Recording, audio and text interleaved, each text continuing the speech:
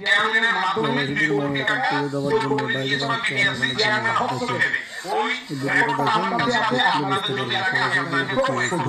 তাহলে এরা যে সিন্ডিকেট মিলে টাকা দিচ্ছে, এটা তো একটা প্রমাণ অলরেডি আমরা পেয়েছি, গতকালকে পেয়েছি সেটা। তাহলে এইসব সিন্ডিকেটকে আমরা 5 অগাস্টের পর যে কোনো ধরনের সিন্ডিকেট আমরা ভাঙতে সক্ষম হয়েছি। নতুন করে এই সিন্ডিকেট কাজ পেটাতাই এই বাংলাদেশে আসছে, সেটাও আমাদের খতিয়ে দেখতে হবে। এই সামনে হচ্ছে নির্বাচন, এই নির্বাচনকে অস্থিতিশীলতার মধ্যে একটা নিয়ে যাওয়ার জন্য এটা কোনো বাইরের দেশের চক্রান্ত কিনা সেটাও আমাদের মাথায় রাখতে হবে। আমাদের মূল দাবিগুলো আমি একটু সংক্ষিপ্ত করে বলে দিচ্ছি।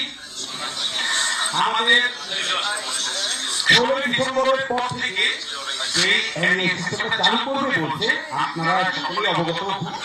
গত মাসের নভেম্বরের 29 তারিখ আমাদেরকে ব্যাপারটা জানানো হয়। আমাদের বর্তমানে যতগুলো